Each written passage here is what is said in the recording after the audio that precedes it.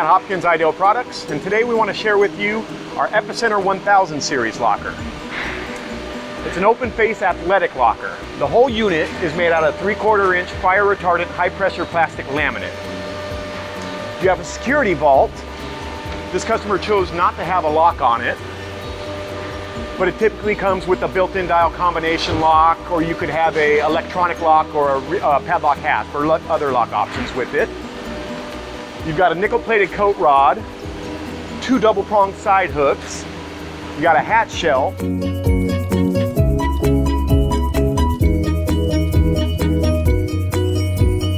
And down below, you have a seat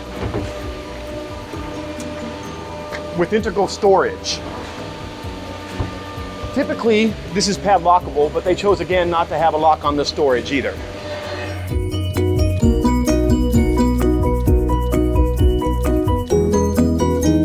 You'll find these with sports teams, high schools, colleges, and we're starting to see them more in a healthcare setting also. That's our Epicenter 1000 series. Thanks for watching our video and have a great day.